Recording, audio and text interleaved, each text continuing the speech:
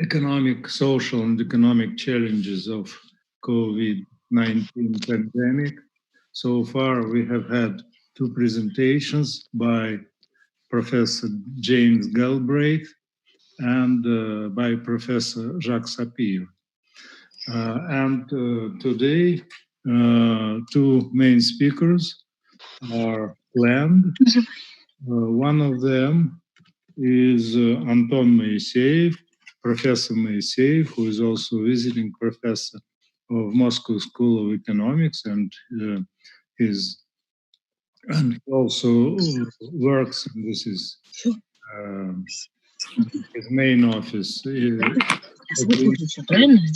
forecasting of the Russian Academy of Sciences, and also Alexei Kireev, who stays in Washington. He works with IMF, and he is also our foreign professor at Moscow School of Economics. I haven't seen whether he has joined us so far or not, but hopefully he'll do so in several minutes. And the main area of discussion is that of macroeconomic aspects of the topic our discussion is focused on. I would like also to inform you about some of our plans, because so far Professor Rogov, full member of the Russian Academy of Science and the president of the Institute for USA and Canada of Russian Academy of Sciences, he agreed to make a presentation on May 8th, on next Tuesday, and Jan Scholte from Netherlands also will be one of two main speakers on that very day.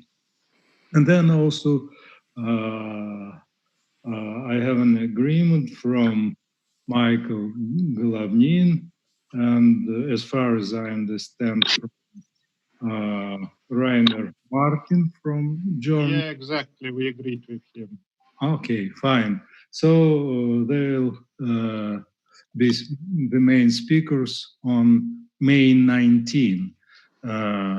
So we don't know yet who is going to be our speaker on May 12. So make your applications, please. And so these were some introductory words for this discussion. Now we have 65 people at our conference, and I think that we can begin. And because I haven't seen Alexei Kireev, so we have no. Anton Moiseev will be our first speaker. Anton, you are welcome. You have a presentation, Anton? Yes, I have, and I will share it with you. Yes, please do. From my computer. Thank you. I'm sorry. Yes. And please, everybody, just switch off your sound for the time of presentation, and then you'll switch it off so that there were no interferences. Thank you.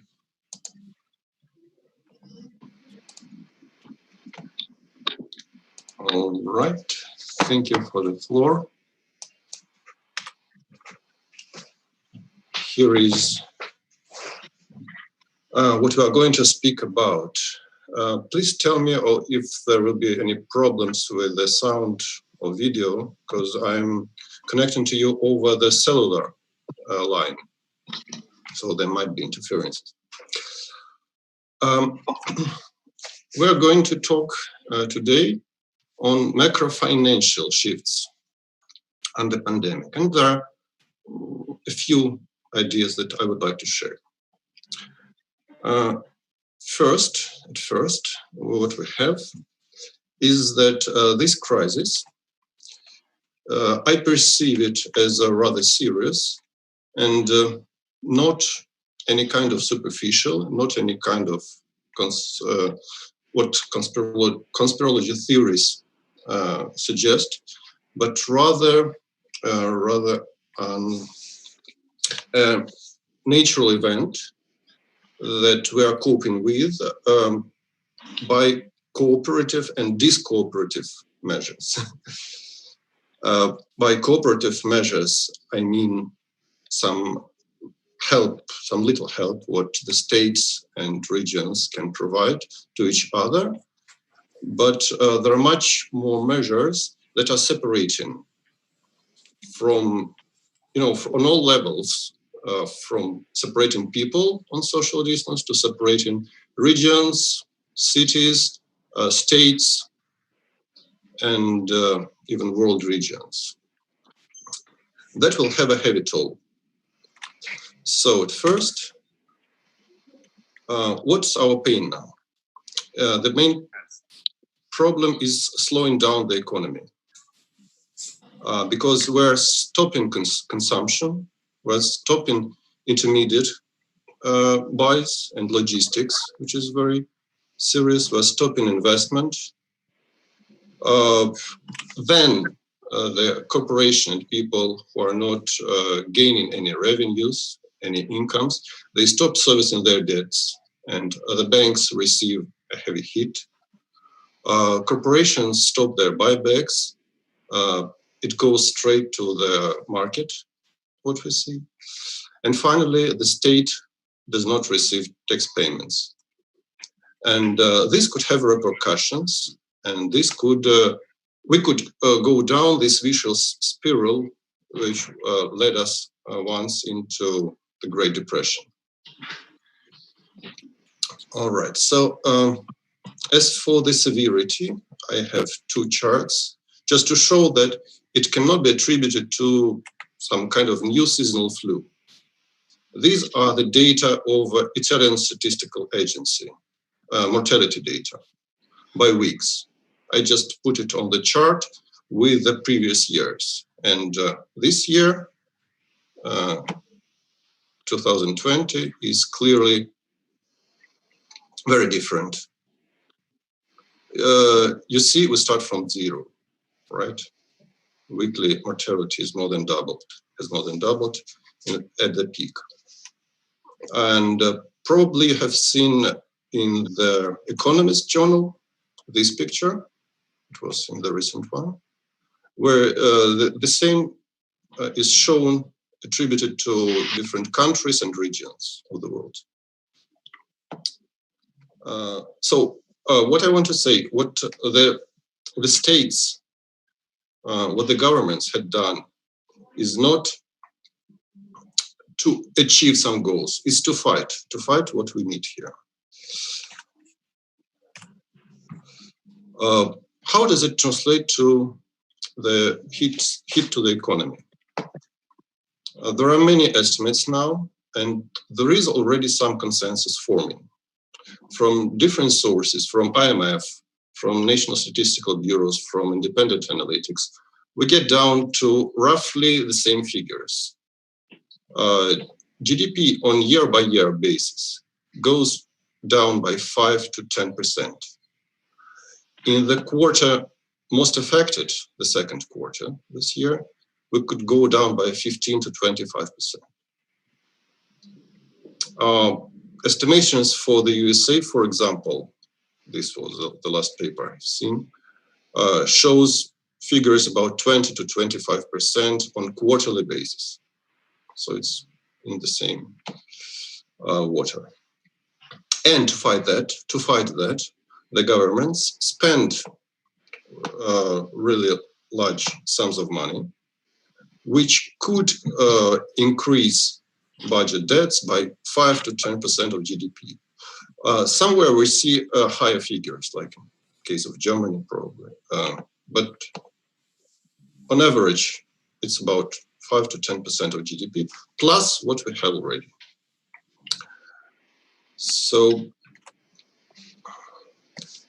let me remind you of this historical moment when the planes were to stop flying, 1973, the year of my birth. There was a string of hijackings, and they did not stop the planes. They installed security lines to check every passenger.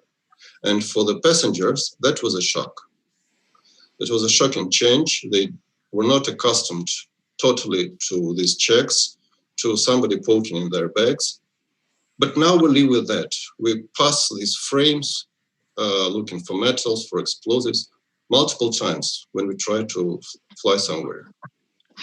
So the exit from this crisis could be technological. We don't know yet if it is possible, but it could be technological in the same way. If somebody could find a means to very quickly find the virus in terms of seconds, then we have our economy back. Because the problem with this virus is to know very quickly whether it is here beside you or not, whether this person is allowed to go to work, to fly the plane, to go to public transportation or not. So when we find this means, the problem of contagiousness is sorted. Another scenario is we don't find this technology, then we have some kind of prolonged crisis of 2 or 3 months for every country. But every country have it with a little lag. And so the production chains, supply chains are broken. That means we pass our peak, we get our economy back and running, but we don't get any supplies from another country which we are dependent upon. The last talk from Kushner, advisor to President Trump, I believe, was that now America is going to be independent, totally independent on every supply chain. They don't want to take any more risks. And that is what awaits for all of us. Here are 2 charts for the US economy. The blue line is the monetary mass. The red line is accounts payable, or what I call the real deal, the real deals. And the green line is the Fed Reserve help to the economy after 2008, or just the Fed Reserve balance. So what I want to draw your attention to is this discrepancy between the blue line and the red line. The red line is, so to say, the real economy. How many deals are really there, out there? And the blue line is how much debts do you have in your economy. What is this difference? This difference of over $4 trillion. It's around the balance of Federal Reserve. This is the expectations of future income, which went into debt, went into the market, which is by black line, but they are not supported by the deals, by the real debt that corporations owe to each other in production chains. That is why everybody was expecting, well, many people I know were expecting financial crisis this year or the next year. And they said, this discrepancy cannot continue for long. We should go down. To write off some debts, to write off the debts of the firms, the corporations which exhibited buybacks on the market. To write off incomes, to write off future incomes which are not supported by the real life. With this crisis, we had it very quickly coming to us. This is where the market went.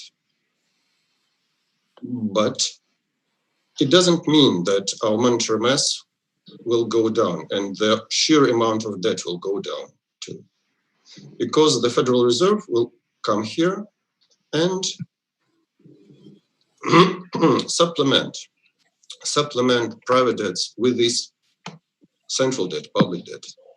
We'll have increase of public debt, and we'll have decrease in private debts, maybe write-offs, maybe just bailouts, but the money will go further up, the market will go down, and probably there will be a second wave of going down, because we do not approach now the inertial line of real economy. The real economy goes down by 10%, if you remember that, at least 10%.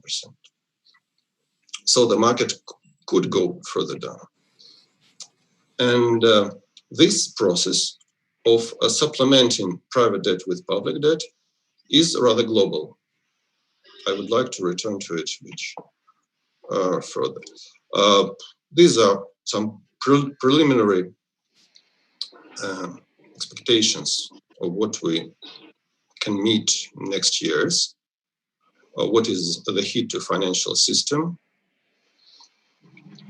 We gain on security. We will gain on security, but we will lose on efficiency. And there will be imbalances. Here I described it, and I will leave it at that, because this presentation will be available from this website. So I'm not going to voice all this. Post-pandemic, we will have larger reserves for intermediates, larger cash, staff, suppliers. You have to double everything, not to have your business stopped if there is a second wave. If we meet another virus in 2 years, for example, we have, as a world, we have gained efficiency, losing security. So now security costs much more, and we are going to lose some efficiency, but gain security. This is the process. We'll close our borders, look for local supply chains, look for very short logistics, legs, logistic legs. If we lose efficiency, we lose interest. We lose profitability of businesses here, and we lose interest rates. So we're not going to return to high interest rates. They will be near zero. Also, because our private debt will be substituted by the public debt.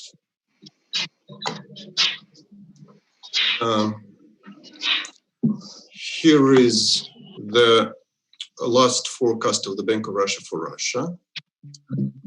So we are in the global context. It's probably the same figures, -4 to 6% for this year, but we have higher estimates of the decrease at our institute. And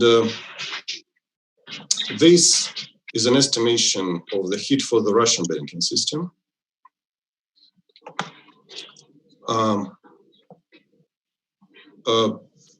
Here is a situation which I wanted to discuss with you in detail,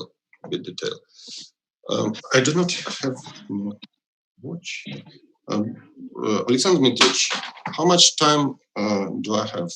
2, 3 minutes, 5 minutes? You are welcome to speak right now, okay. because Alexei Kireev has not joined. Okay. Yes. Okay, then I will stop on this slide for a while. Please. Here are the total debts of Russian corporations in industries to the banks. And these are not all of the industries, and we do not look at household debts, only corporation debts in specific industries. Here we have estimations from our institute, Vice Director Alexander Shirov and Stolypin Institute. The estimations of the hit on cash flows, on production. By the way, just yesterday, our central bank had provided a very interesting analysis of cash flows for different industries, which is quite in line with these figures. Well, it differs because these are estimates which were made a couple of weeks ago, 3 weeks ago maybe, and the central bank provides us monitoring, but this monitoring is quite consistent with what we have. So if these industries feel this heat of cash flow, they cannot service their debts. Direct multiplication gives us these figures on the debts in distress after 2 months of carrying time. In sum, we have about 13 trillion rubles in distress. On year-to-year basis, it's much less, 2 trillion. But we have non-ergodicity. It means that if we could stop the whole economy, if we could stop, give everyone this vacation for servicing the loans, and just leave 2 quarters as a month, then it could be okay. We would pass the peak, we would reopen the businesses, people would start to generate income, this income would go to banks and the system would work again. But if the business hits the immediate necessity of paying the bills, paying the taxes, and servicing the debt, then this figure is irrelevant. Just a couple of days ago, president of our biggest bank, Sberbank, by the name of German Gref, told us that they see about 14 trillion of debts in possibly in distress. So that is very consistent with our little mathematical exercise that we made here. So if you provide liquidity and we can somehow stop the economy, slow it down, then we could come to rather low figures, which are not any excess for the banking system. They do not stress much the banking capital. If not, if we bump into non-ergodicity and businesses start to close, then we have this amount of hit. All right, so returning from Russian situation to the global situation, public debts and private debts. Just 2 more slides to discuss. These are time periods in which we took first differences on public and private debts globally. They are summed by power of purchasing parity. Purchasing power parity in dollars. And these are the first difference. So these are the increments in claims to different sectors. I have grouped them by 4 years, not to have, this going up and down. What we see is after this crisis of 2008, some public debt has begun to substitute private debt. What we also see is that private debts after that moment had been increasing really slowly. What are the private debts? It's a belief, a trust of investors into their future incomes. They invest to gain future income. If they believe in it, they can borrow, they can make debts. If not, they do not. It's as simple as that. We had some bad debts, and the state had to come in and substitute some bad debts, bail it out. But this process did not stop. And the real growth of private debts slows down really from these lucrative years very slowly. Does it have any geographical, any local connection? Yes, it does. Look here, the lower 3 parts of this graph is private debts. Public debts, I'm sorry. They're very low. on this period, and private debts are very high here. Lucrative 2002 to 2008. Of course, high-income J7 countries are the biggest providers of new debt, but East Asia, mostly China, and rest of the world are also very important. After this crisis,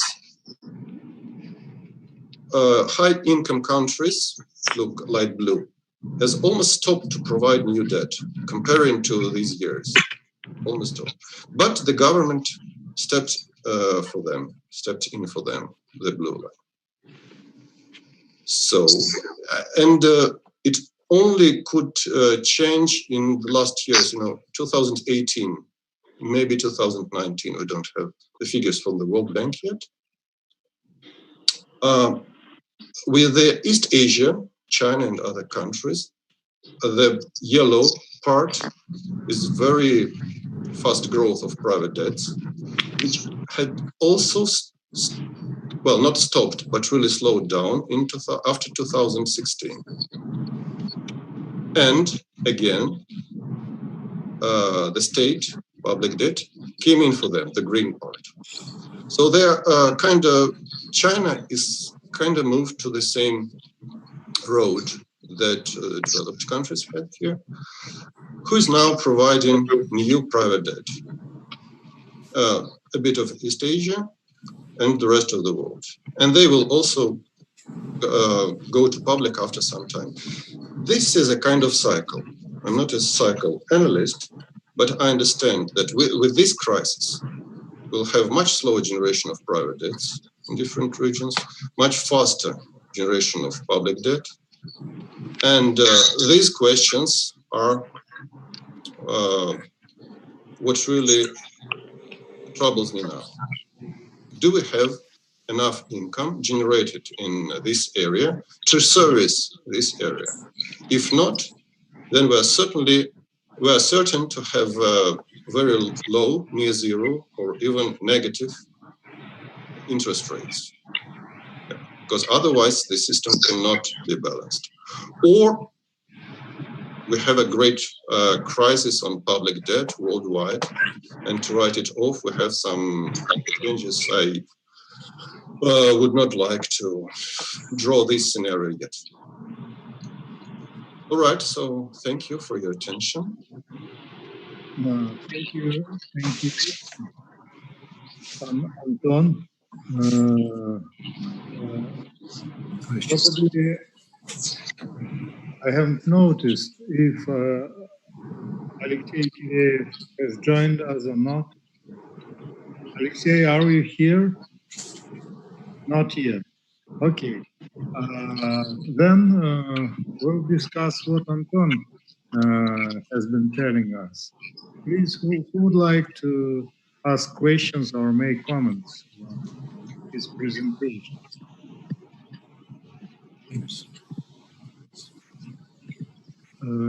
Victor Boris? No, thanks. Anton, may I begin with a question of definition we use?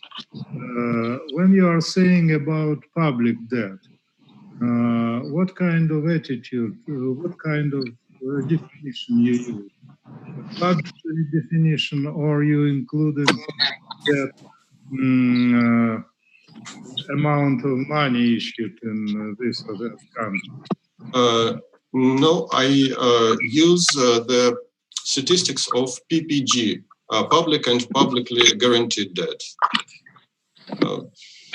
This is quite common, and these are government bonds, bilateral debts, all other kinds of debt which can be counted. Yes. Yeah, why I ask you, just because it seemed to me that at your first graph, you treated M2 as public debt. That's why I asked you. Well, sorry for that. This one? Yeah. Mm-hmm. Yeah, I did not mean that M2 is public debt, of course. No, I meant that M2 is created by private and public debts together.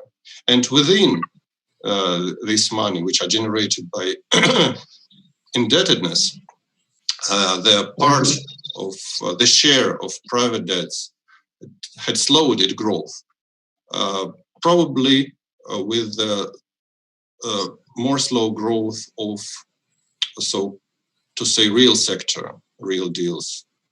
Sorry for the for this. I think that we can connect the growth of accounts payable to the real amount of deals in the economy, to the private debts. I do not have a direct correlation yet. It just seems very natural. Thank you. Yeah. Please, ladies and gentlemen, you are welcome to put questions and make comments. Yes, a couple of comments, if I may. Oh, yes, please do. What about inflation? You did not mention inflation forecasts in your survey, in your analysis. And do you have any breakdown, at least for the G20 countries? Because I'm pretty much interested in my country's situation. Italy already has a high public debt and a lower private debt. So if it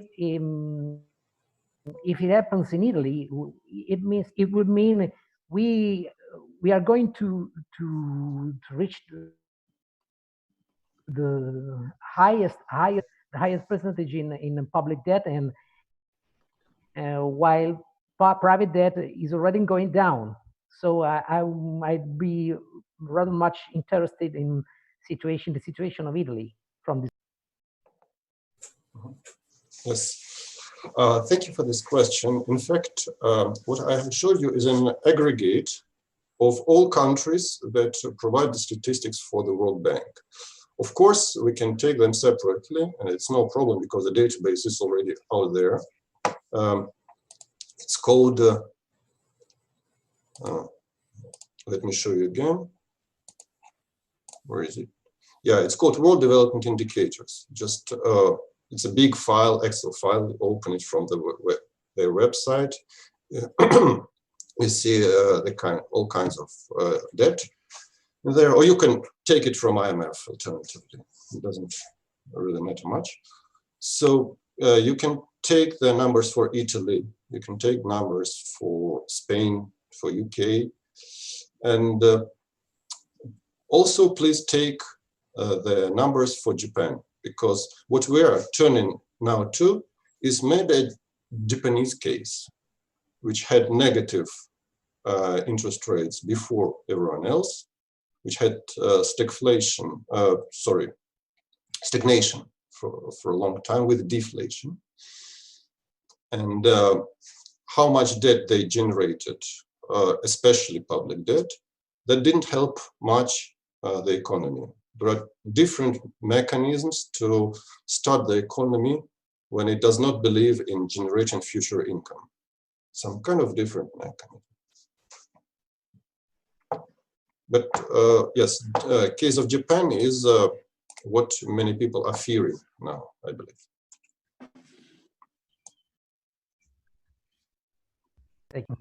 Yes, Boris Porfiriev, please, you are welcome. Thank you, Alexandrovich. Anton, I would like to specify one observation of yours. If I get it correct, you mentioned that these expenses and allocations of the government against this COVID-19, these are only aimed to counterfeit this crisis, but not to make some value. Did I get it correct, or you mean something else?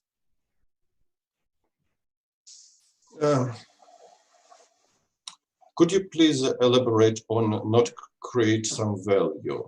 I mean that if I got your point correct, you meant that this money spending only just to strive against this crisis, not to, well, again, to do something positive, so to speak. Okay. So at least I got your message as like this. Well, you meant something else. This is a really complicated question. I didn't mean that the money spent now will not have any positive influence later. What I meant is now we're looking at very direct hits to demand, to consumption, hits to the production, hits to the banking sector, realty, aviation, and go on. We have industries that felt it, and they need money just to cover their bills for the time being, while they are not generating income or any revenues. We need to spend money to keep demand on some level before we're going down the spiral.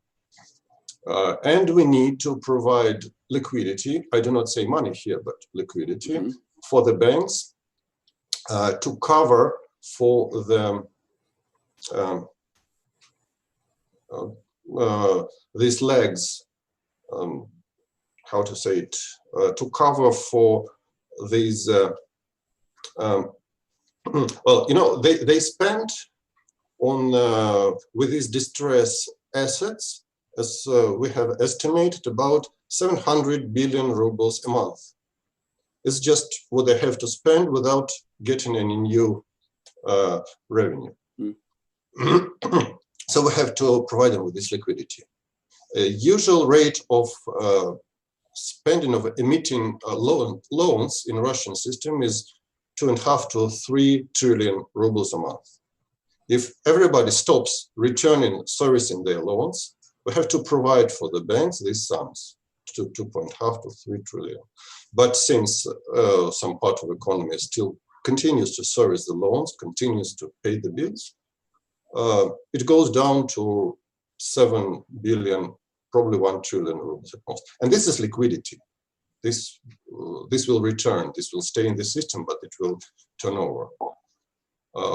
But as for the money spent from the government, they will have a very long effect.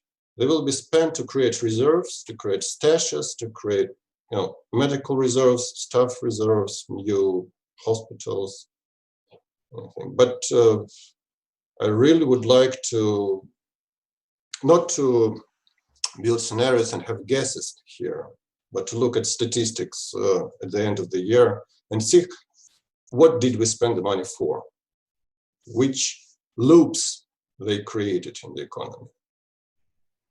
After that, we can build some very different models from what we have now.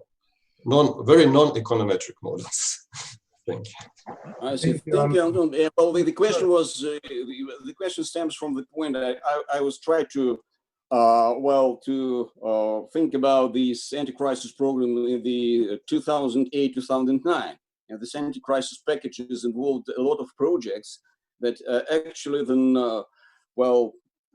they make an impetus to the further economic developments in certain industries. I mean, there was quite constructive, not only anti-crisis, but so to speak, pro-development, so to speak. Okay, that yes, was the one. Exactly, yes. And China also had some really large public spending on federal and on central and on regional level for its infrastructure, different infrastructures, not only transportation. And well, they went, they almost went into the problems with servicing this debt. Then it was substituted with central debt. They found a solution, but everybody was worried about how it will exist. In history, big public debts were written off by inflation. That's also, that was the question from our Italian friend, Marco, I believe. Will we have global inflation, which is much higher, which would be much higher? This is very probable, especially when you close borders, especially when you localize supply chains. You have much less opportunity, much less options for logistics. That would drive prices higher. I'm not ready to build a model on that yet. The fork is very large, really. Thank you. Thank you, Anton. Excuse me. Dear friends, you know, Alexei Kireev has joined us, if I am correct. Alexei, are you here? Yeah. Yes. Yes, I'm here. Okay, fine. So my proposal is that now Alexei makes his presentation, and then we discuss, put questions to both speakers and discuss what they've said. Okay? Fine. Then, Alexei, if you want to share your presentation, do you have a presentation? Yeah? You see it, I hope, yes? Yes, you can share it for everybody. Yes, please, you are welcome. Yes, I share the presentation. Do you see it? Not yet. Not yet.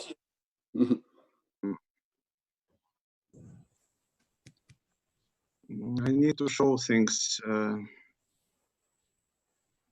Your entire screen share.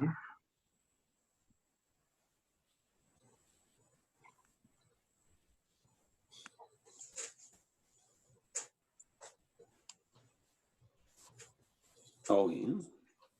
Okay, how about now? No. No, not yet. It says I'm sharing a window. Okay, let me do again.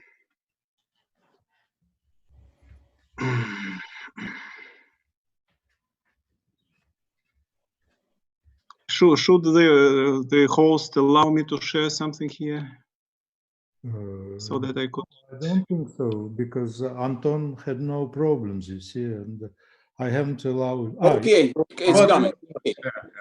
Here it is. You have it. Yeah, Got it, yeah. I've got it here on the screen. Well, Okay, now you have it, yes? yes. Okay, very good. So thank you very much for having me, and sorry for being late. We are in a full crisis mode here. I had several things to attend before our seminar. My presentation will be focused on the macroeconomics of the virus, as it says here, and we'll try to basically answer three simple questions. What has happened? Where we are now? And what is next? The answers to me are relatively simple. We are facing a public policy crisis, not just a medical crisis, but a public policy crisis.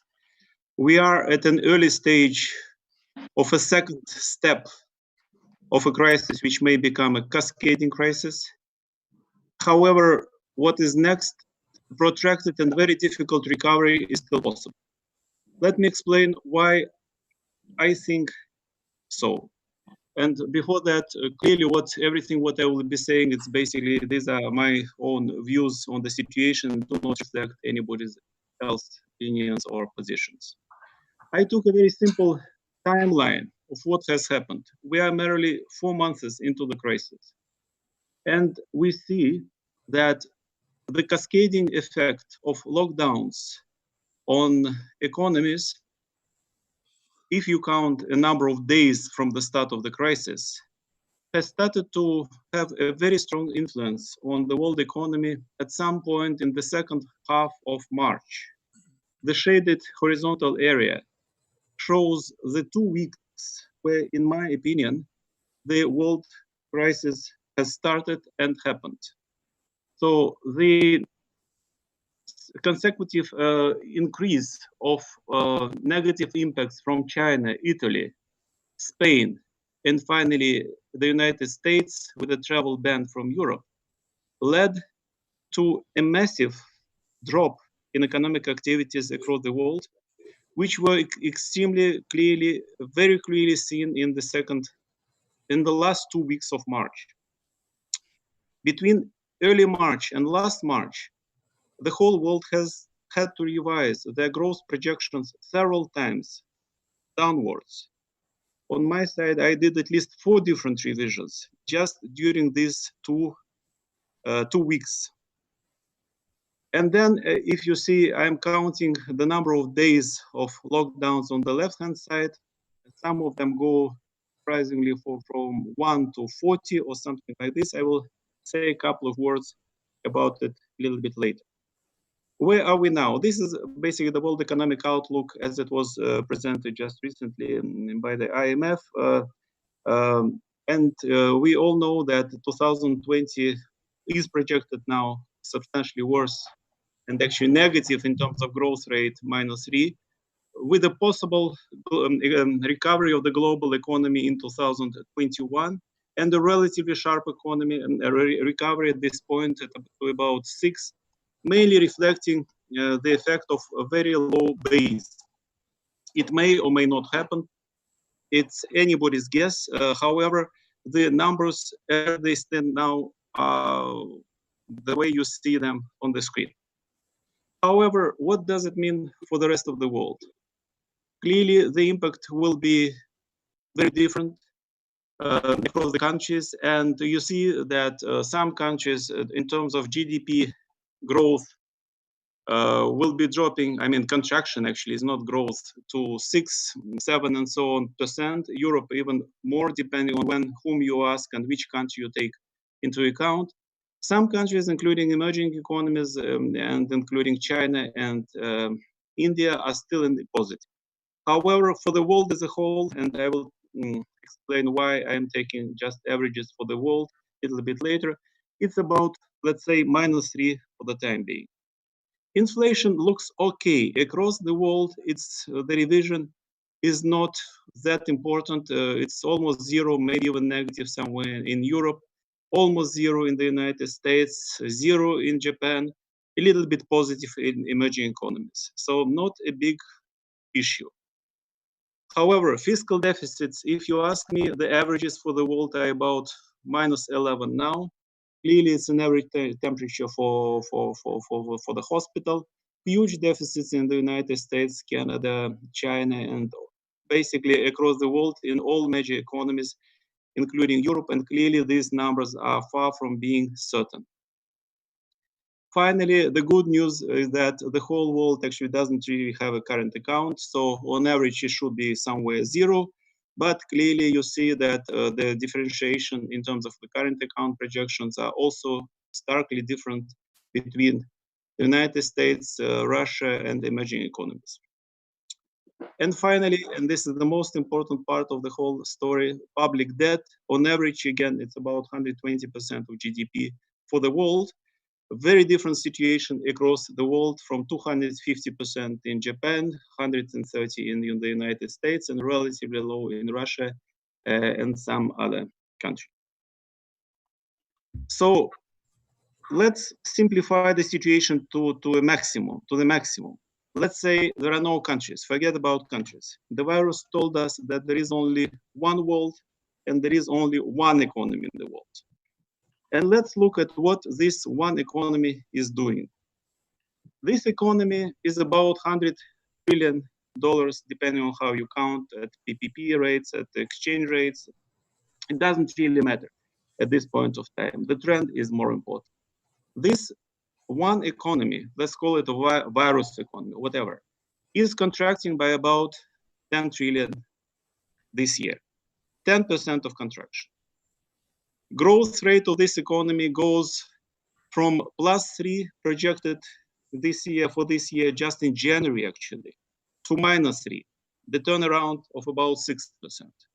Inflation remains broadly the same in between the two projections. Fiscal deficit, if there is only one fiscal deficit now, expands by 10 percentage points of GDP. Of this economy, public debt goes from 120 to I don't know where. It depends on both numerator and denominator, by how much the contraction will be and by how much public debt will expand as a result of all the stimulus which are being taken. And the current account is broadly irrelevant again, because there is no the rest of the world. This economy just produces and consumes and invests everything what it can sell. The situation, if somebody asks me in my applied economics class at Moscow School of Economics, what happens to this economy, I would say that this economy is in a deep recession and in a very big trouble. Mainly, I am concerned about the line of growth, of course, fiscal deficit, and public debt. What does it mean practically? If we look at the numbers comparing projections 2000 and 2001, again, between January and as they are now in April, we are talking about a loss of about 9 to 11 trillion US dollars of output in each year. What is, let's say 10 trillion, let's say 9, or whatever the number is. This is the order of magnitude. Depending on how you count, it's the joint GDP of Germany and Japan. And if you take it at purchasing power parity, it can be a GDP of India. I would like to remind that population of Germany and Japan is about 200 million, and India is 1.3 billion. If we are serious about these numbers, and we are talking about a loss of this proportion of magnitude, clearly anywhere in between 200 million and 1.3 billion of people in the world will be in very deep difficulty, very big trouble, depending, of course, on where they are. What next? Not what next. There is, of course, enormous uncertainty regarding this outlook. Enormous uncertainty. Nobody really knows what would happen. There are 3 scenarios.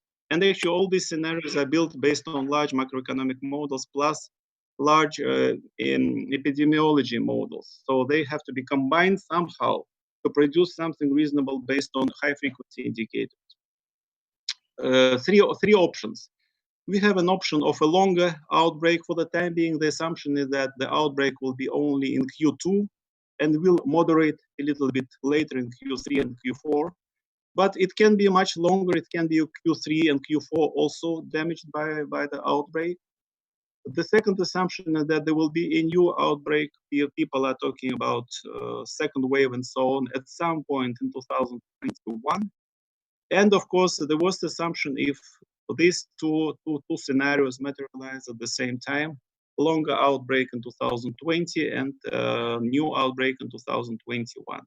And if we look at the left chart only here, you see these are deviations from the baseline. It means that if the baseline is a recovery of about 6% in 2021, deviation of -7 means that there will be no recovery. It will be still in the negative territory. This is what it is.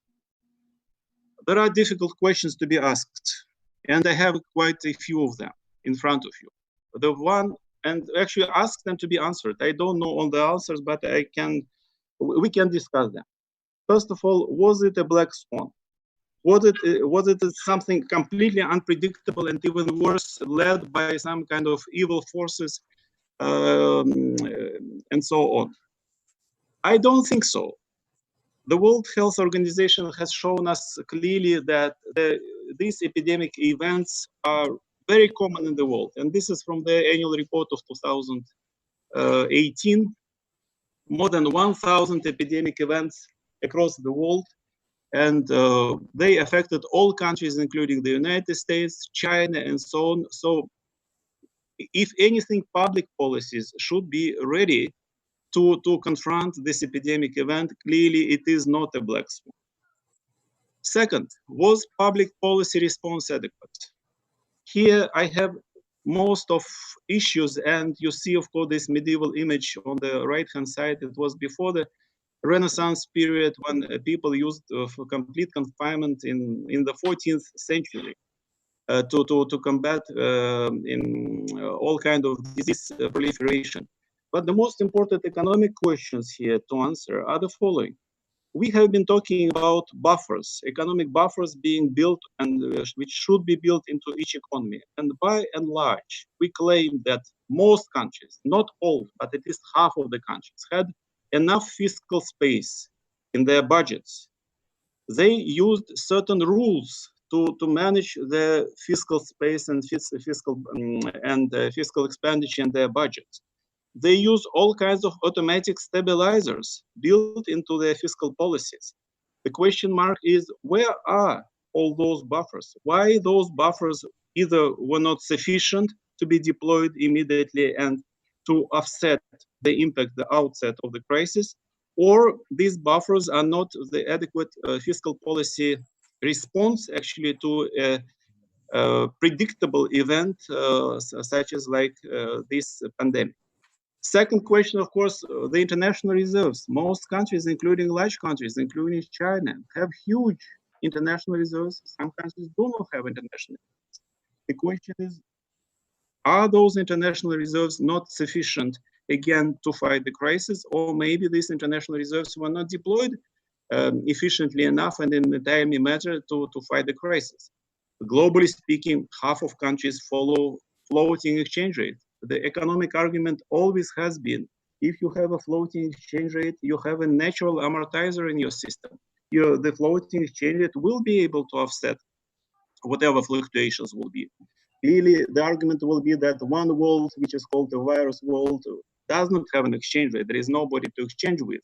However, individual countries do have, and the impact of crisis, as I showed in the timeline, was not simultaneous. Clearly, floating exchange rate could have done much more than they have done. And all other questions I have on this slide require very careful studies, and at this point, there is no clear answer. Whether it was a supply side crisis or demand side crisis, my impression that the initial impact of the crisis was clearly a supply side crisis, but it began, people or governments started treating it as a demand side crisis to what they actually were accustomed with, all kinds of fiscal and monetary stimulus. At the same time, I could not even buy a monitor for my home use since we are confined, we are working from home, because there is no supply of this computer monitors anymore, and have not received it. Then the question is that lockdown sometimes is confused with a shutdown.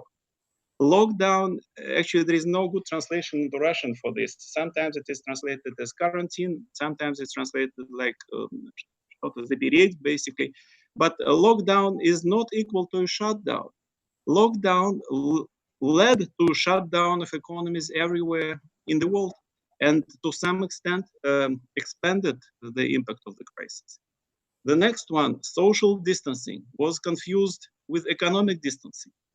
Again, if we are called, I mean, in messaging to preserve social distancing, it doesn't mean that economically we have to stay apart.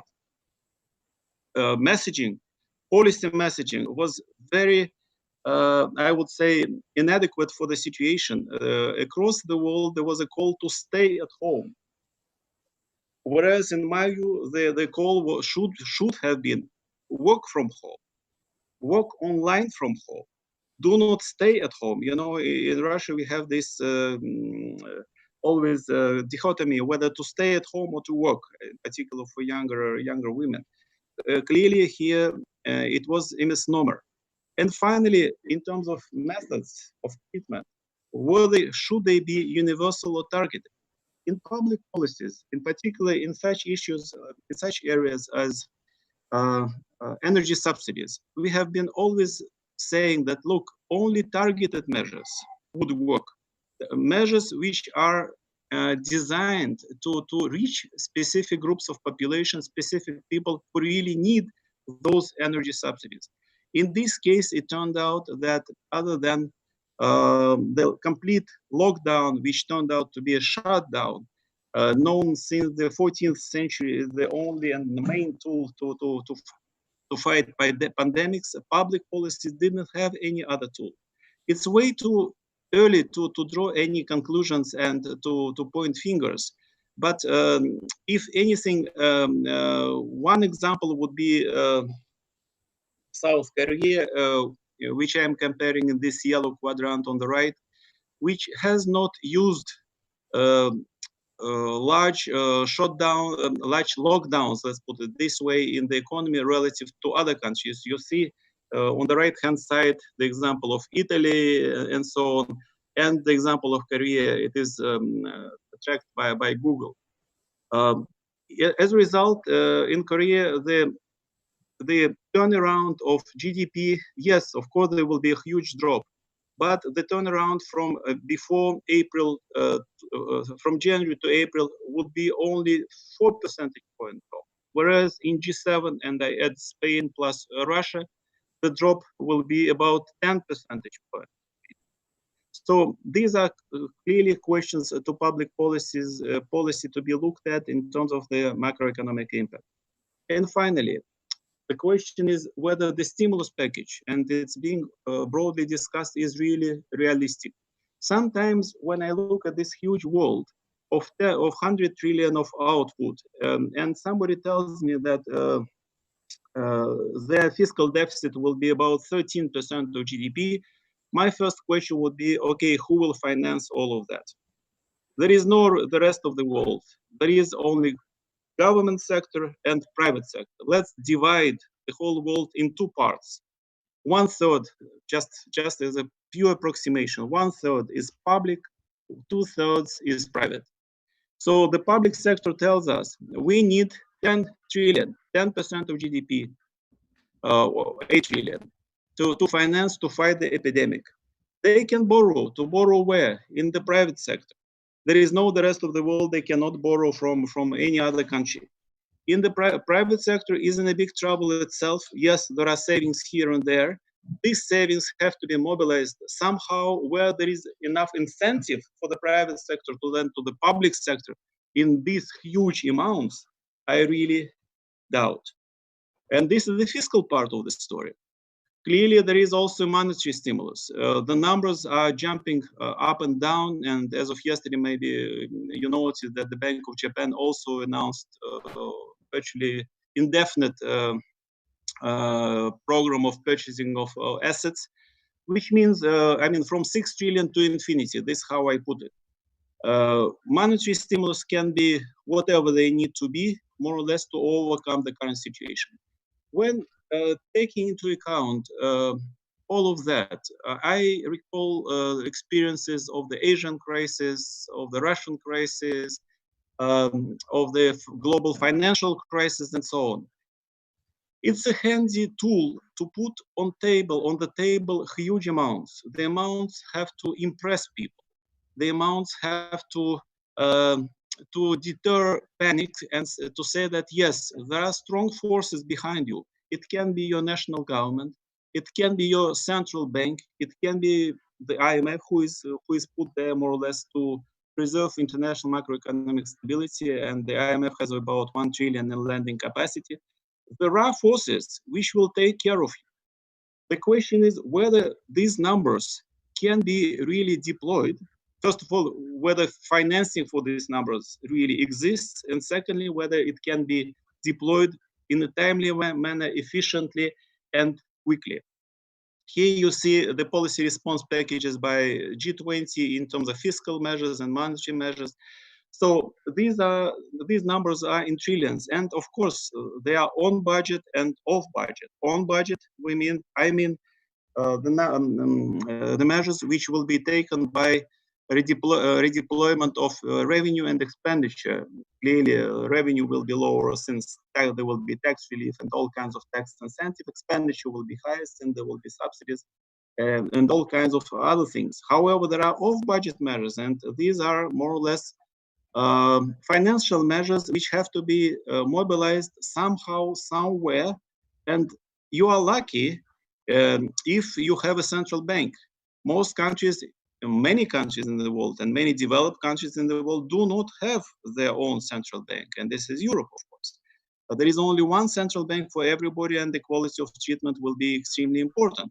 The question is how do you mobilize all that finance? And then my last point is that basically, what are the options? One is a gloomy, what is next? A little bit gloomy outcome, and it's illusion of the Hollywood movie, The Big Shot. Whether it's a free fall or some kind of cascading crisis, it's yet to be seen. As I said in the beginning of my presentation, in my view, we have passed the very first stage of public health or public policy, actually, crisis, since public policy was not ready to confront the public health crisis. And why it happened, it will have to be discussed and resolved. We are at an early stage of a debt crisis, and it is very obvious that debts of low-income countries have already largely been cancelled, simply because they will not be paid anyway. Debts of middle-income countries will have to be either rescheduled or cancelled also. Clearly, they will not be able to borrow anywhere like 10% of GDP additional. The big question will be what will happen with debts in large countries. Are we heading to a fully blown debt crisis in countries like Italy, Spain, France, and so on, and maybe even Japan? If so, what are the mechanisms of doing with this, of handling those crises? It's yet to be seen. Hopefully, we will not be getting there. Clearly, the countries with which can print their own reserve currency, and there is only 1.5 reserve currencies in the world to speak of. I mean, US dollar and half of the euro, as long as it concerns the euro area. If these central banks can print their own currencies and finance indirectly, hopefully indirectly, fiscal deficits, or at some point maybe even directly, without any particular impact on inflation, we will be broadly fine. But if this financing spins out of control and becomes really inflationary, then inflation also will clearly become a major issue for the world. The next step, and I did not touch even on that one, there is a parallel crisis, hidden crisis on oil, and clearly other commodities may follow the same suit, and there may be a commodity crisis, which will be triggered basically by these ongoing events. I don't see how real estate may not be touched by this cascade. And finally, if all of that is happening, there will be a financial crisis, which will be at the end of the cascade relative to what it was in 2009. But this is a little bit of a downside development, and clearly with good policies, I would suggest something like this. And my presentation is called Little Big, so it's an allusion to our pop group, which did not make it to Eurovision this year. But their optimism was enlightening to me. They said at some, I mean, their actually song says, "Don't be dummy, take some action, do something now." If we, meaning again, we for this big one world, take actions or take several actions in a concerted way, there may be a potential of what I call now a square root recovery. There are many letters which are floating around: L shape, V shape, W, jagged, whatever, what have you. I have my own image. This is a square root recovery. It may be then a protracted period of growth below potential from after the 2009 financial crisis, which continued all the way to 2019. And this is why you see I show this growth as it was below potential. And there are many reasons for that. Collapsing in Q2 of 2020, some recovery in Q3, and maybe a little bit of recovery, maybe a little bit higher than zero Q4 and 21, and in the medium term, again, if policies are strong and good, and those policies are listed here: support for the health sector, lift containment measures, repair balance sheet, in particular debt, the debt situation, and definitely improve international cooperation. Without this, very little can be done. And finally, I would like to say that I really hope that based on what we have seen, at least in those slides, this little thing will not really become a big event. Now, it has already been relatively big, but we clearly don't want to make it even bigger. and there are tools to do this. These tools rest with national governments and international cooperation. Thank you very much. Thank you. Thank you. Alexei.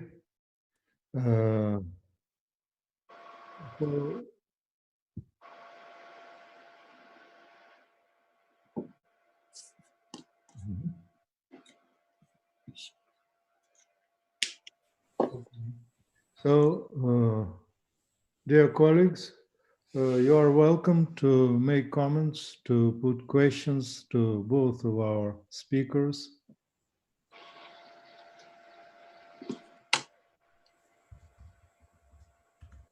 May I ask a question, Alexei? May I ask you a Yes. question? Your measures, best policies you proposed, and they were shown on the last slide. You mentioned there lifting of containment measures. Do you think that the policy reactions everywhere have been that the countries have overestimated the danger of this pandemic, or the time has come to lift containment now? Well, there is clearly a dichotomy, which is a false one, between life and livelihood. Clearly, the selection, there cannot be made a selection between life and livelihood. There should be both. The question is how to preserve both. I showed in my very first slide the timeline. It shows clearly that 40 days of quarantine, actually quarantine is what? It's quaranta in Italian. The medieval tool works for 40 days since the 14th century. After 40 days, something has to be done. And very strong choices, very hard choices have to be made, either to preserve the economy or basically to destroy it.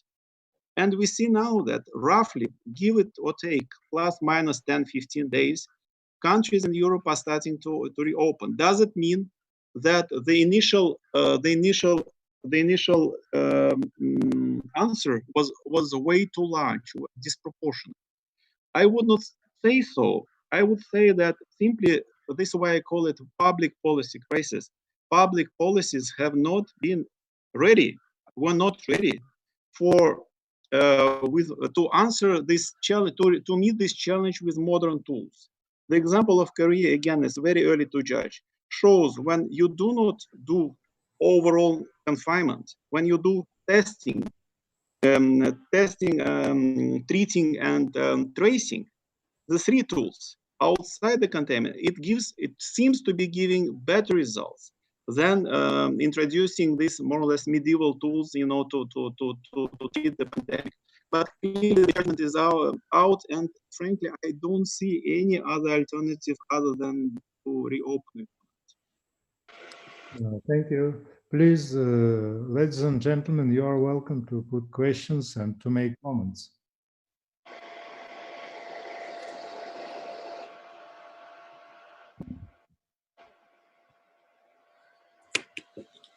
Well, yes, please. Yeah, there is something here online. Yeah, Jack, from Jack. Online. Yeah, James, do you think that the decision to reopen will start if it turns out that causality rates start rising again? If not, more likely that those countries will go right back on lockdown. Yes, thank you for this question. I showed a scenario saying that there may be yet another wave of the virus in 2021. And if so, clearly some kind of lockdown will have to be implemented, unless, again, public policies will give us by that time. They have a year to work on it, frankly.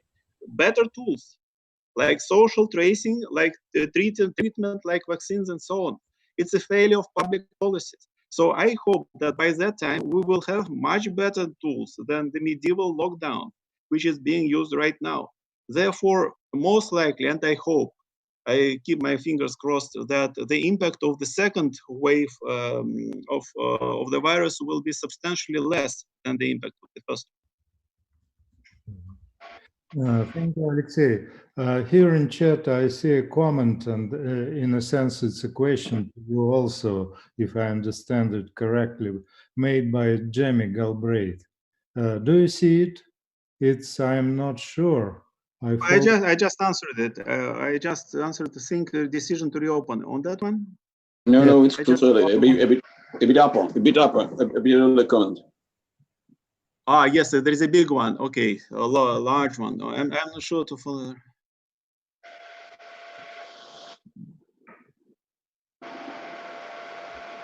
Well, it's a big question. I need to absorb it first a second. Yes, please.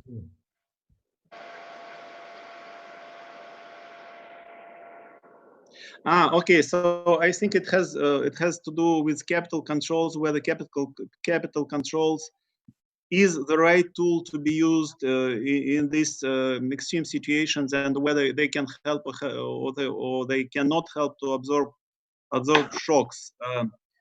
My take is the following. Clearly, it depends. It depends which country we are talking about. For developing countries, low-income countries, weak countries, capital controls in these extreme situations on a temporary basis may be the right tool to use, and maybe actually the only tool to use to avoid massive capital flight and massive disruptions to basically to the financial markets and to the whole economic livelihood. By the way, in the first 2 weeks, those I showed in the shaded area in my timeline, about 100 billion left immediately developing and emerging economies. Therefore, these controls will be appropriate. However, to what extent this should continue into the future, and to what extent it will distort resource allocation in the world economy, and to what extent it should be used by developed, advanced economies, in my view, it's a big question mark. It may be appropriate for small countries. It may be not appropriate for large countries with strong policies, strong institutions, or at least those which were considered strong before the crisis. Now it's the right time to reassess actually the health of these public institutions and their policy implementation. And there is also a question on the private sector. Clearly, the situation is very different. Their debts are not forgiven or written down. Recovery of private sector will be foreclosures and so on. Yes, depending again what you consider private sector. Private sector is a mixed bag of different things. When I said that the world roughly can be divided into 1/3 of public sector and 1/3 or 2/3 of the private sector, 2/3 includes everything, including state-owned enterprises, small enterprises, large enterprises, conglomerates, banks, many different things. Therefore, the issues for those different groups of representatives of the private sector will be completely different. My main concern as an economist is that debt sustainability of the private sector will be under question, and it is already under question. And if debts are not being repaid by the so-called enlarged private sector, then clearly there will be a massive impact on the financial sector with all possible repercussions for the financial and banking crisis. At the same time, and whether it's good thing or bad thing, it's again, the jury is out. The government sector, the public sector, let's put it this way, the public sector will have to expand, and it is expanding enormously now to take care of the pandemic. So maybe by the end of this, when we get out of this crisis, the world will be half and half. Half of it will be public and half of it will be private. And this will be a very different world. Whether it will be more efficient and better than we have it now, I don't know. But clearly, if public policies are not improved substantially between now and that point of time, then we will be in trouble again very soon. Okay, thank you. Boris. Yes, Yes, thank you, Alexander Mich. Alexei, I would just love to make a minor comment. I like very much indeed your point on this specifications and between this dichotomies, just lockdown and working at home, social distance, and so on. I will strongly support because it's very, very important for the public policy and very specific steps activated by the states. And one comment I would even make it more stronger because I would differentiate. It's not really social distancing; it's physical distancing. Because people are communicating with each other. It's actually not so much social distancing, but physical distancing. Okay. Yeah, that's exactly it. Yeah, well, yet another consideration to be given here. Clearly, all office jobs can be, or not, most of them can be done remotely. Most manual jobs cannot be done remotely. And unfortunately, this is already a failure of the private sector. I am not blaming only the public sector. Where are all those robots? If we say that robots can replace physical manual labor, show me the robots. Ask robots to work for us. Ask me, ask us, guide these robots remotely. Why the private sector, which is supposed to have technology and robots, collapsed so fast within 2 weeks by 10 trillion? In an annual, I mean, there is a problem here with the private sector as well.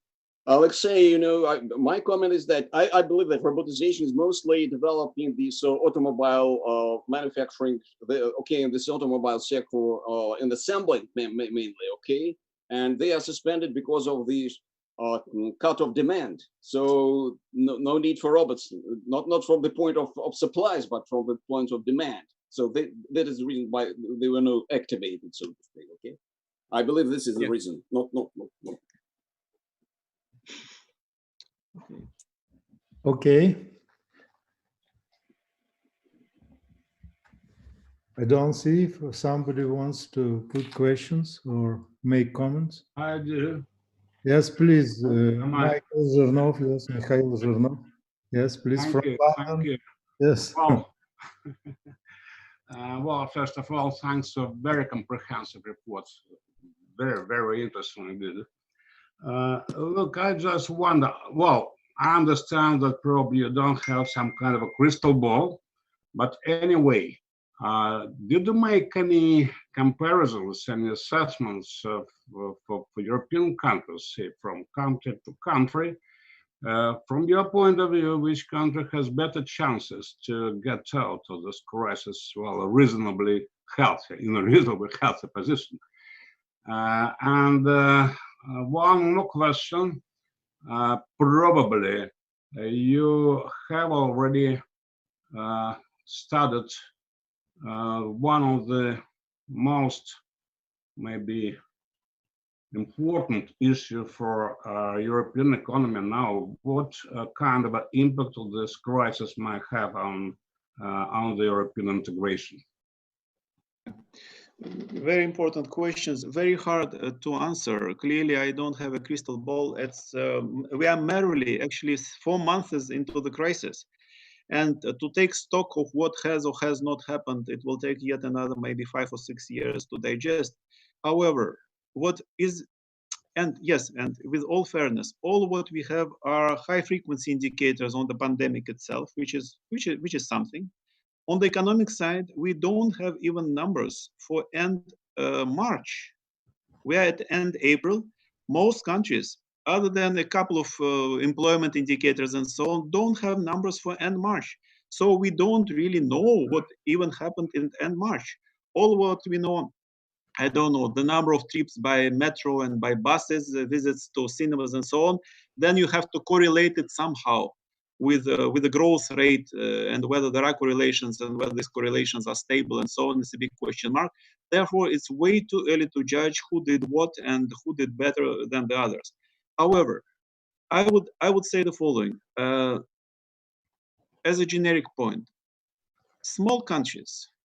I don't point to any country, but small countries with strong fundamentals and and this is very important, both policy tools at their disposal, meaning fiscal and monetary. Most likely will overcome this crisis easier than the countries with weaker fundamentals, including higher levels of debts, and only one policy tool at their own disposal, meaning fiscal policy, and no monetary policy at their disposal. Therefore, this may be a little bit of a link to your next question, what it means for Europe. Clearly, there will be some kind of reconfiguration of powers in Europe after the crisis. And the question in which direction, whether each country will have to have, again, realize that it's better to have two tools than to have only one tool, and we'll go back to some kind of monetary independence. I don't want to predict anything. Or the other way around, either it will be more or less one country with one fiscal policy and one monetary policy, managed somehow centrally. But of course, I mean, it's anybody's guess. Okay. Thank you. I see Victor raised his hand. Who is Victor? I'm not sure I know. And his microphone is off at the same time, but his hand is up. Okay. Could I ask a question? Oh, Victor Mary, it's you. Okay. Thank you very much for a very interesting presentation.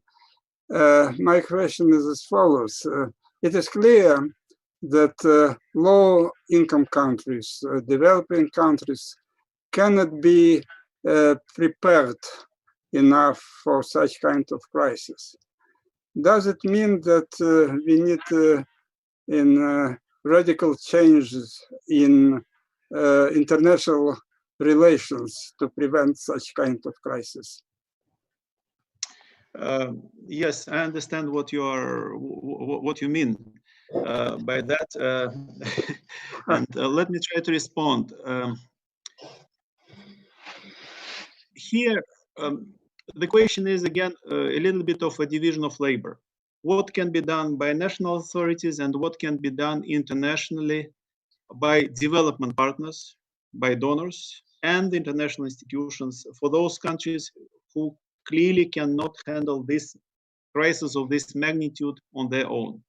And for most of them, actually, this crisis can be treated as an exogenous crisis, as it came just at least mechanically, it came not from the developing world. I think the answer is here is very clear. The national government should be in the driving seat. Then the government is responsible for their country. No donor, no international institution, no external partner can help the government if the government is not ready to drive correctly and consistently. Clearly, international support is important. Who will coordinate this support? Again, national governments. Who will tell the international community how much of support is needed? Only national governments. Who will be able to overcome political frictions with donors before this support can be extended? Only national government. So if there is the point is very simple. Yes, there should be probably more solidarity, more openness, more tools, realistic tools available to developing countries, but it's up to developing countries, to their national governments, more or less, to mobilize these tools.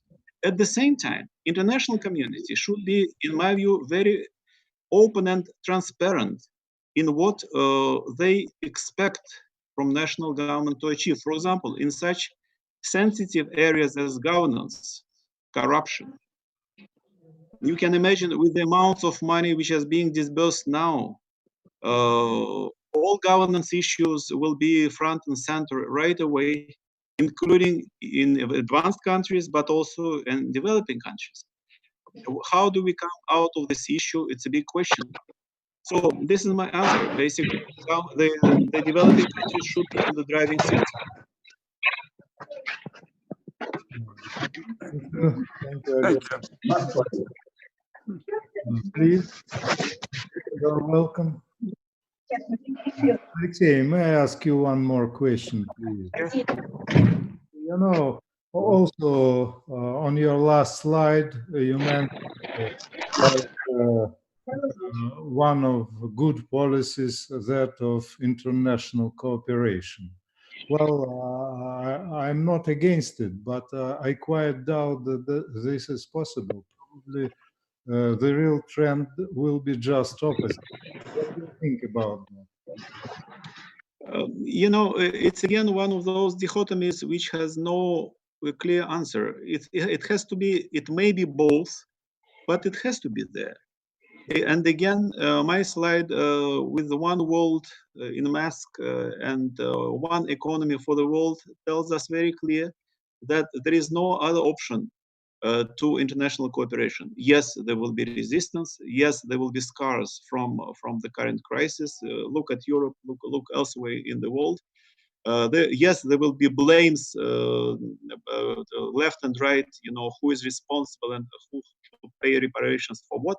However, if the world has to be managed, and the world has to be managed in a civilized way, not in a medieval way, I would say. I like this word because I feel strongly about it. There should be some form of international cooperation, whether it should be supranational, multinational, regional, or any other. It's a question mark. What would be the most optimal configuration of this this cooperation? Time will tell us. Most likely, in my view, many structures which are redundant in this crisis, they will die, they will disappear, they will vanish. Structures which are important in the crisis, and it's a public crisis, public sector crisis. It's not public health crisis, not only. The structures which will show us that they can handle part of this crisis will survive. And it's not about survival, it's about basically playing an important and useful role in the world. And these structures will stay. Thank you.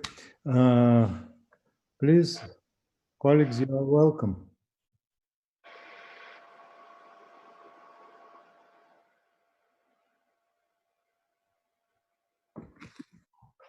Here I see.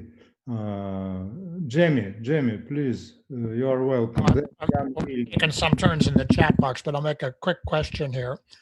It seems to me that one can divide the world, the current division of labor across countries. You have countries that supply advanced capital goods, countries that supply consumers' durables, countries that supply food and natural resources, and countries that supply essential medical equipment.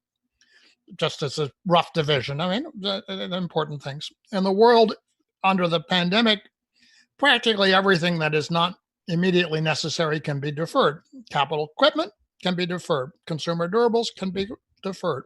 Vehicles can be deferred. So all these things that are produced in the advanced West, they can be deferred. Countries that produce food, and of course, some of the advanced countries produce quite a lot of it. Countries that produce, of course, energy right now is a major, obviously drag on the market, but ultimately it's a necessity. Countries that produce core medical equipment, they're in a strong position. Is this not going to end up essentially in a position where we're in a bilateral world in which the suppliers of basics have really a big change, something of an upper hand to the extent that trade continues at all? People do need to buy at least staple foods. They need to buy the medical supplies. I mean, you notice that these may not be the major items, but their food certainly is. But I don't see how a country that supplies, for example, aircraft, or for example, information technology or financial services, has a strong position in a world in which people are really refocusing on the need to maintain themselves through a period when their basics are essential and other things are not. Any comments? Yes, sure. Your question reminds me of a situation in the standard standard world country, let's not even mention any country, basically in any country, wherever you go and talk to the Minister of Finance, when there is a deficit and this deficit cannot be financed in public accounts, what do you cut? And this is exactly the same question. We have only one country in the world now in mask, and this country is running a huge deficit. And basically, your question is, what do we cut in this situation? The answer is always the same. All what I can cut is capital expenditure. I cannot cut anything on current. I cannot cut salaries. I cannot cut procurements of goods and services. I cannot cut interest payments. I cannot cut transfers to regions. I have to cut capital expenditure. These are your aircrafts and so on. I have to cut all of that to be able to balance my budget. It's exactly the same story for the world now. But I mean, then the question is, what next? Multipliers, as we know, fiscal multipliers are much higher in capital expenditure than in consumption expenditure. Then basically what we are saying, if you cut capital expenditure, you have to be ready for protracted recession, multi-year recession, which will not end anytime soon if these are your policies. We understand all constraints, we understand everything. However, you have to be clear in your mind that your denominator, your GDP, will be much lower. All your ratios, including your debt ratio by construction, will be much higher. And what you will do with all of that in the medium and long term, it's a big open question mark. Therefore, it's not an option, in my view, to cut capital expenditure in order to provide health related goods and food, basically food to people. I mean, we have to do both. It's again the same story. We have to manage a very tight budget of this world, of this country, based on good macroeconomic principles. Otherwise, the world will not survive. I'm not disagreeing with you on the principle, but it does seem to me that we observe that capital expenditure is the first thing to be cut. I don't think people will be buying aircraft, for example, for a long time now. The other thing that gets cut, by the way, of course, as you know, is debt payments. And that's another set of issues which has already been taken up here. But it seems to me very likely that as that scenario unfolds, the private debt payments will be cut. They will simply not happen. And that whole, that's another enormous barrier.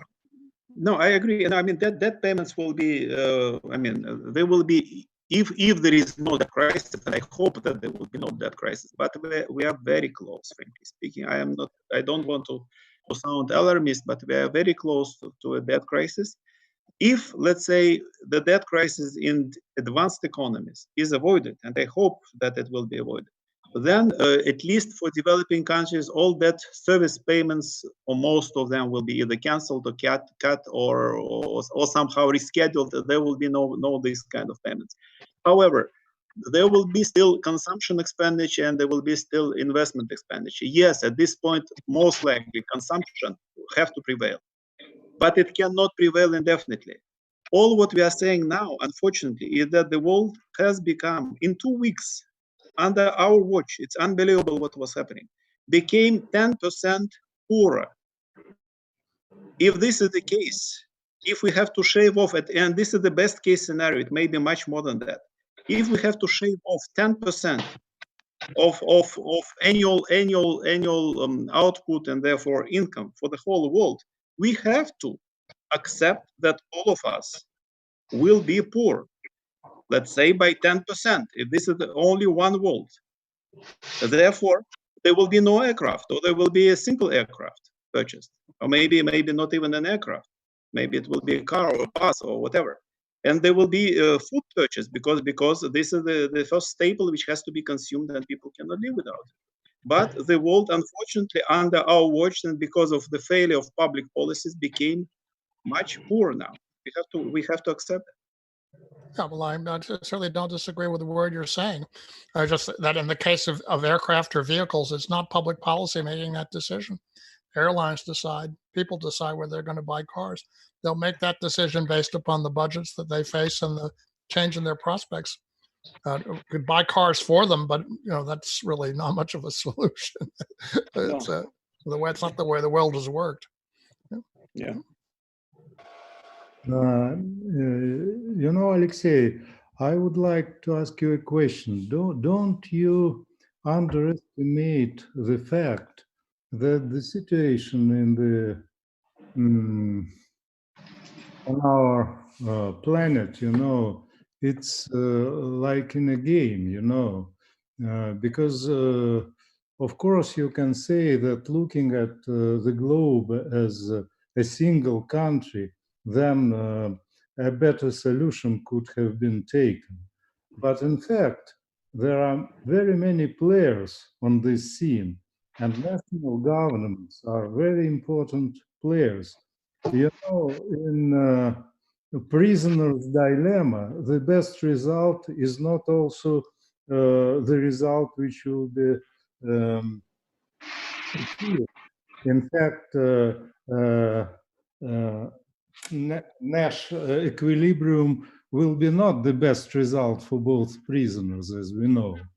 But it seems to me that you are a little bit idealistic about the situation on the globe.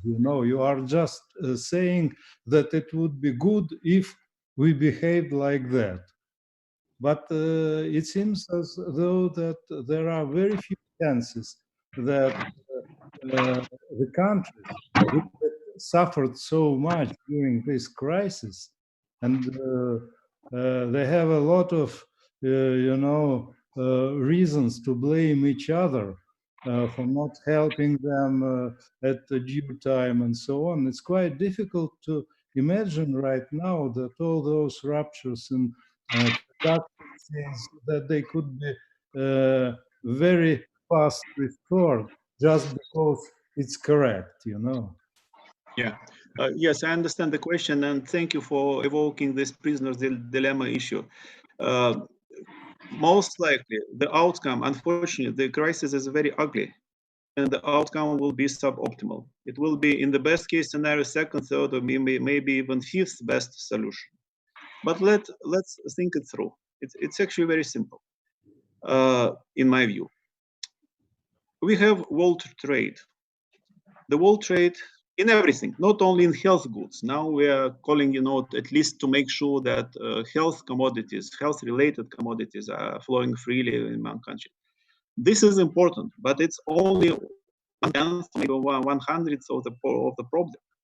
All commodities have to flow freely in the integrated world. Why the world, as we know now, of the 21st century, and today is 28th of April of 2020, collapsed in 2 weeks? Because medieval methods were used on an integrated economy. You can use them on disintegrated, on fragmented economies, yes, but you cannot use these methods on integrated economies. The economy collapses. It cannot function like that. Therefore, yes, I am a little bit normative that international cooperation should be there. I must even say it stronger. There is no alternative to it. At this point, there is no alternative to it. It's way too late. We passed the point when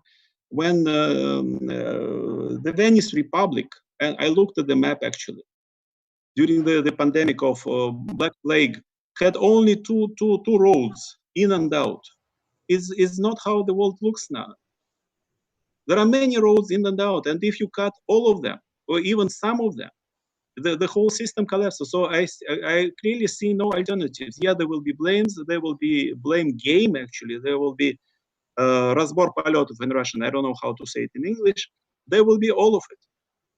But clearly there will be cooperation, and maybe even stronger cooperation going forward. Global value chains will stay and will have to stay. They will not be broken. It's just the issue of elementary efficiency of production, economy of scale, if you want. It's economics 101.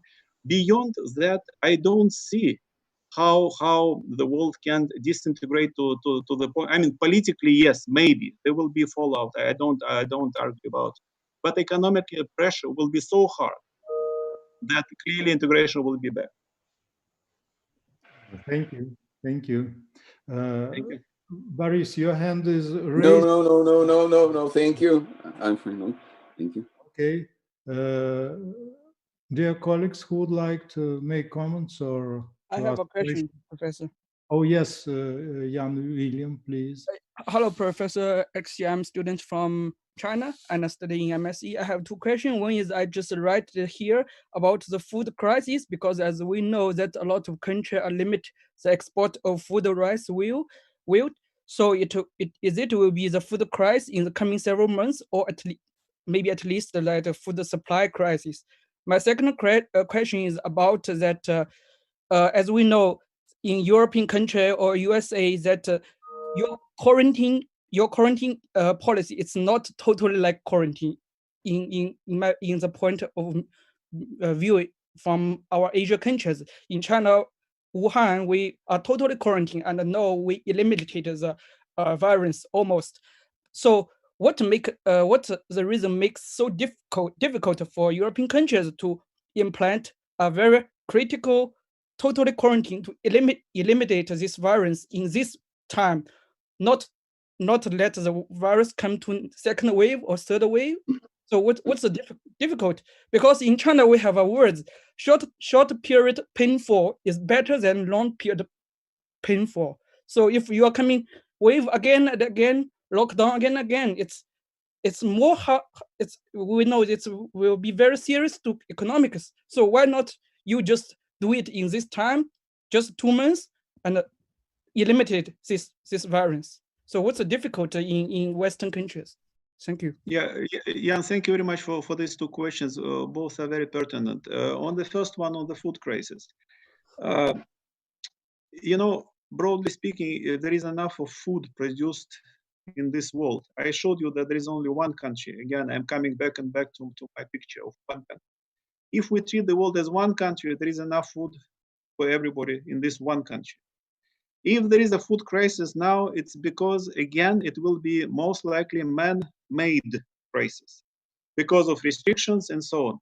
I don't say that it is not possible. By the way, WTO rules allow to restrict critical exports of critically important goods in the times of crisis. So it's even internationally, it's possible. Yes, it should be temporary, it should be limited to a particular good and so on. There are many restrictions on how to do it, but even legally it is possible. But forget about legalities, let's talk economics. So basically, if food flow is restricted, there will be a crisis. No, there is no doubt about it. And the crisis may be severe, and it will be, again, not completely, but to a substantial extent, man-made crisis as we have now, the crisis related to virus. In terms of the lockdowns, clearly I cannot judge. I'm not an epidemiologist, and what the options is better or worse in this case. What I can see as an economist, as a macroeconomist, that the attempts to disintegrate an integrated economy are extremely harmful. And it can be okay to isolate one city of Wuhan, which is 18 million population, and I'm sure a major productive city of the country. But the country, China, your country, is very large in terms of output and internal integration connections. Therefore, maybe to take out one link out of the whole system is okay. However, even with that, by the way, it's anecdotal evidence. Do you know what from shelves in grocery stores here in the United States, at least in the area where I live? First, after there was a lockdown in China, only on one city, it's apple juice. Apparently, apple juice produced from concentrate, and the concentrate, all of it produced in China. Somewhere around this city, or I don't know, somehow linked to the supply chain from this city, disappeared from shelves in the United States. I mean, this is how it is integrated. Therefore, our ancestors who did these quarantines for 40 days had a point. They did not know anything about viruses. They didn't know anything about not very little about diseases, but they just observed that 40 days is the most more or less sustained economically. It's my take on the issue. Economically, you can sustain without destroying livelihood of many more people around than will be destroyed anyway by the virus or epidemic, whatever. Now, if you do a very simple count, I hope that it is based on very strong science, but most countries do not go beyond 40 days. China went to 80, double of it. I mean, yes, it's a precaution, it's a huge place and so on, but most European countries don't go beyond 40. I don't see how it can. Japan is still at an early stage, and they will have to go a little bit maybe longer into the previous. But I really don't see how it can continue even on basic economic grounds. This kind of lockdown. Thank you, Alexei. Yes, colleagues, some more questions or comments? Hello, Mr. Alexei. Yes. Thank you very much for giving us a very wonderful report. The virus has become the common enemy of human at present. It is still spreading rapidly, except a few countries have controlled the epidemic effectively. It affects people's lives and the economic growth of the world seriously.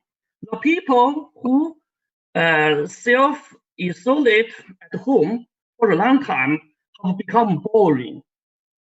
And it seems as a paid vacation. Many people don't care about the virus. Also, in the supermarket is overcrowded.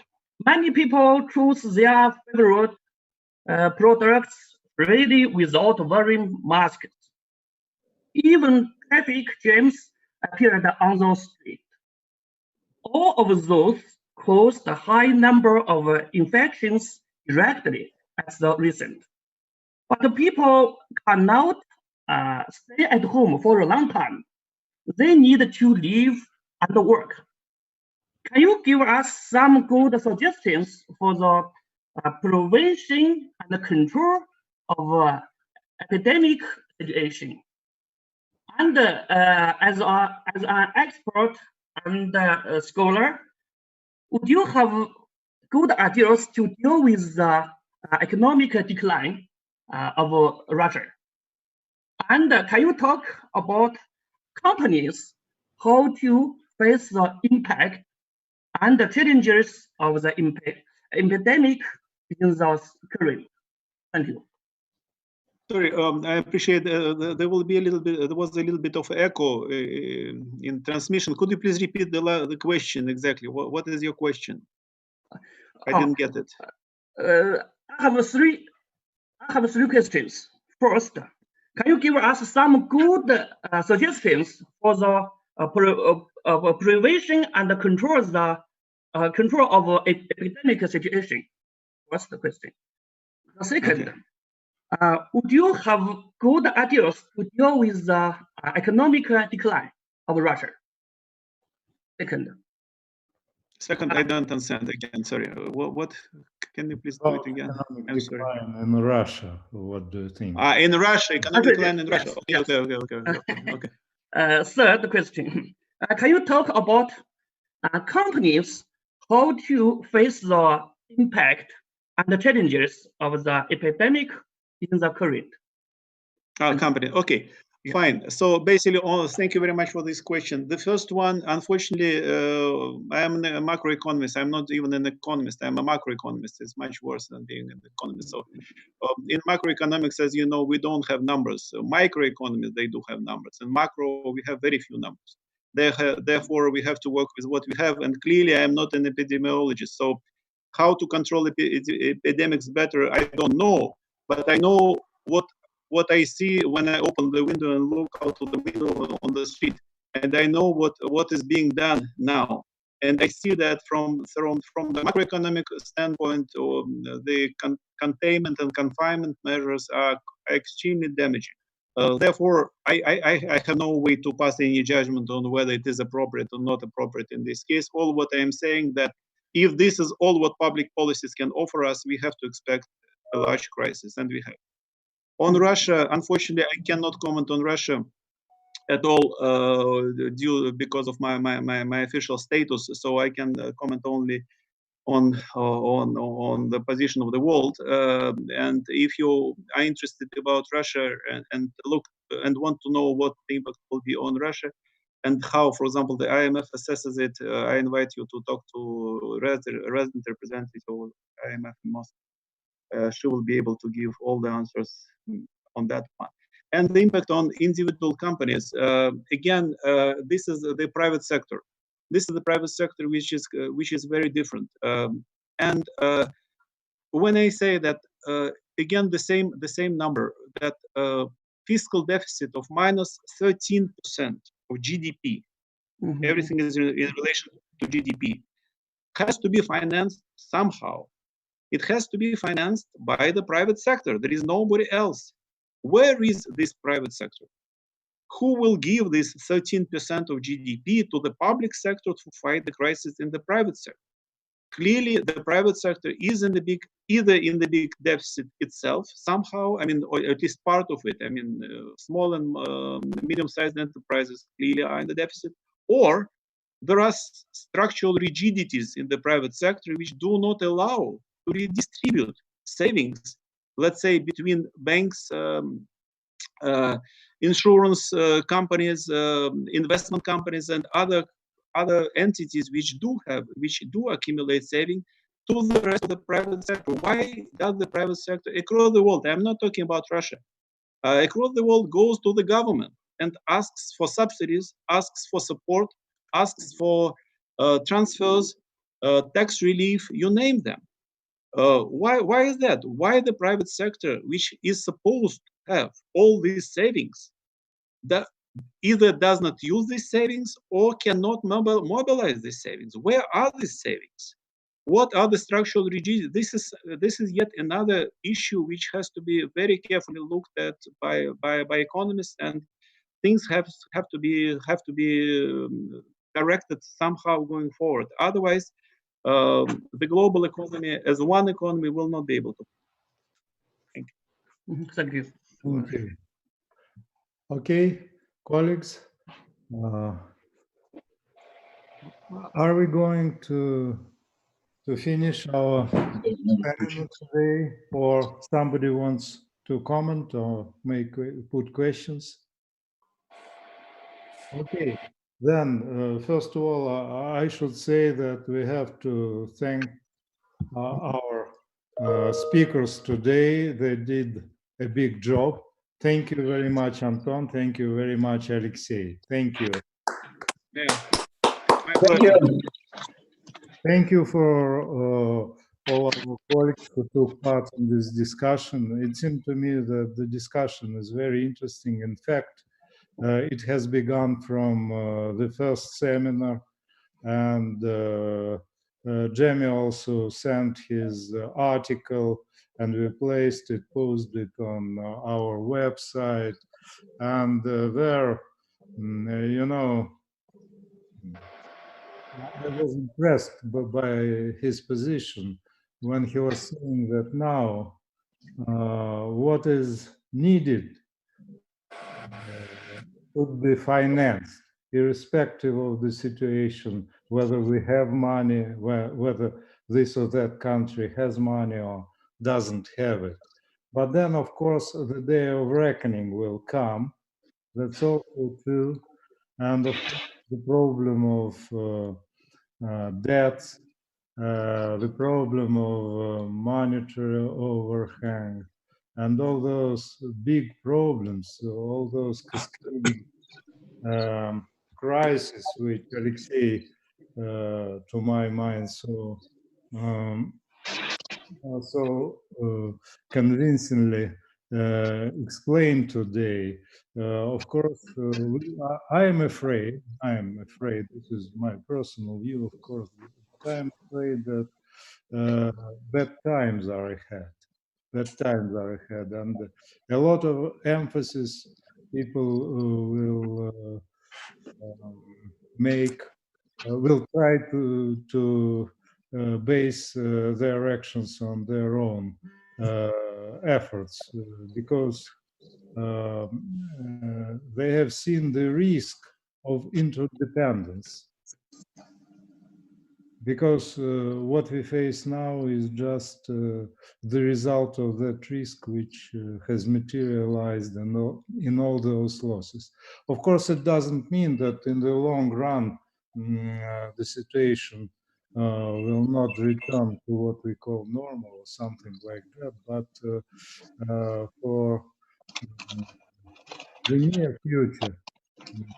Well, I think, by the way, that Anton's idea also was that we are going to face the period when emphasis will be replaced from foreign exchange, foreign trade ties to internal relations and so on. Unfortunately, it seems that this is quite inevitable, though this is far from optimum, of course, nobody does. So this was just my personal view, of course, nothing more, but in any case, I think everybody who took part in this discussion, and then I invite you to join us on May 8th, when we'll have presentations by Sergei Rogov and Jan Art Scholte. So be healthy, take care. Bye.